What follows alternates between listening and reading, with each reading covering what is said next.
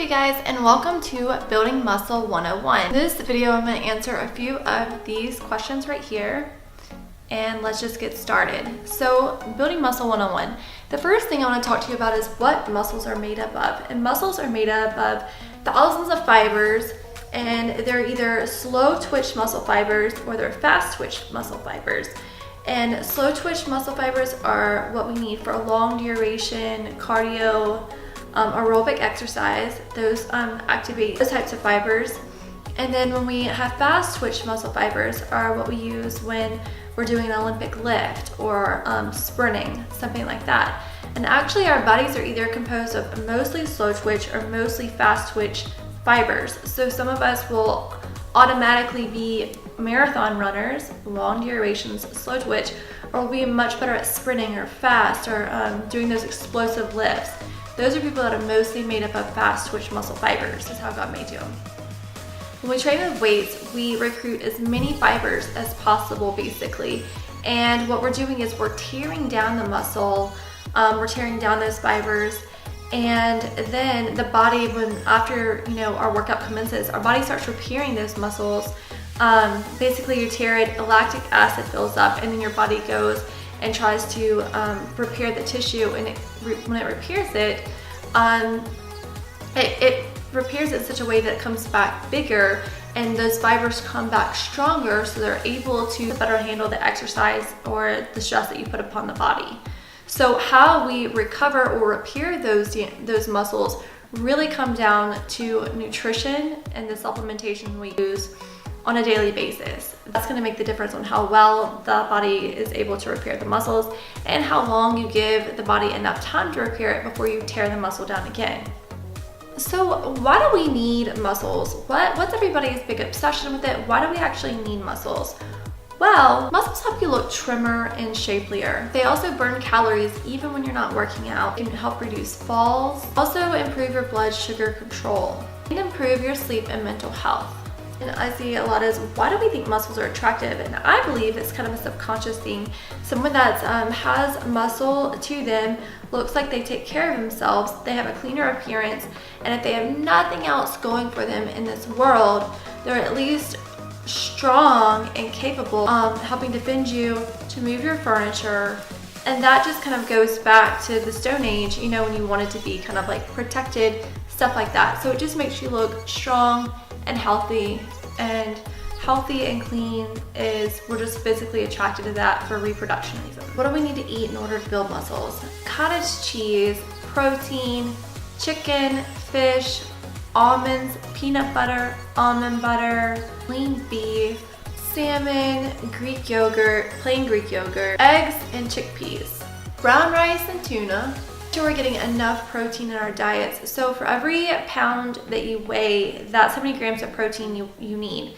So right now I weigh, I have no idea, I can guess about 108. So I would need at least 108 grams of protein a day to maintain what I have right now and to build with. How do muscles disappear?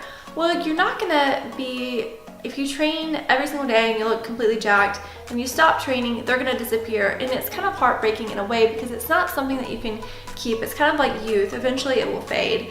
So why do they disappear? Well, your muscles are calorie and energy machines. It takes a lot to keep your muscles. It takes a lot of work to keep that look.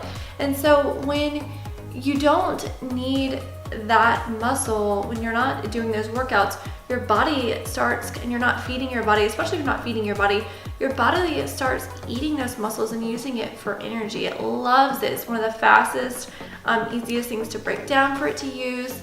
So that's exactly where it's going to attack first. So if you stop training those muscles, you're going to revert back to how you were but when you first started lifting.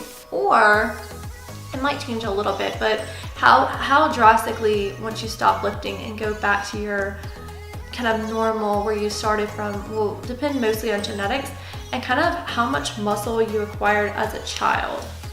I'll talk to you about mind-muscle connection of the body start in the brain. So if I contract my bicep, I am thinking about contracting my bicep before I actually do it. So it's a signal. So a mind-muscle connection is focusing contracting, focusing, and squeezing that and thinking about it. I'm not listening to my beats super, super loud. I'm actually thinking about contracting my bicep and squeezing and pumping as much blood, and I'm visualizing that bicep actually growing. I used to train biceps all of it's like why I'm thinking about this. I used to train biceps all of the time and they never really grew. Now I only train them once a week, very slightly once a week, and they're not huge. I only need huge biceps, but they are there. They're definitely there because I'm able to recruit and call upon more muscle fibers because I'm thinking about it. And that goes hand in hand. You have to get a connection. It's harder to get a connection for most people to their back because you can't see it. In the mirror, you can kind of look and see the muscle working. But these other muscles, your glutes are hard to get a connection to, your back muscles are hard to get a connection to. You've got to really think about it. And that comes honestly with practice. After about a year or so, for most people, I would say about a year of lifting, you can really, really call upon that muscle. Honestly, it's kind of like making love. If you're not into it mentally, it doesn't do anything for your body. You know what I mean? Like you have to like think about it. You have to get into it. You have to connect to it. And that's gonna make a huge difference in the muscle you're gonna be building within the next 6 weeks. Another question that we'll need to know, another term I should say, would be hypertrophy. Hypertrophy just means an enlargement of an organ or tissue. And so if we are talking about a hypertrophy range, a rep range would be usually between 8 reps and 12 reps. So we would need to lift a weight about 8 or 12 reps in order to create hypertrophy, and that's enough stress on the muscle to actually cause it to send a signal that, hey, we need to grow, to adapt, because we're going to be doing this quite often. I answered some questions for you guys. Basically, I wanted to cover over some things, some gray areas some of you might have. Please, if you like this video, please give it a thumbs up, subscribe to my channel, hit the notification bell. Leave a comment if you have something to add to this. If something that you've experienced or helped you put on muscle pretty quickly, leave it below. I'd love to read your comments. Next video is going to be 11 rookie mistakes that you should avoid, and also a leg workout. So I'll see you in that video. Please have a really, really great day, and yeah, bye.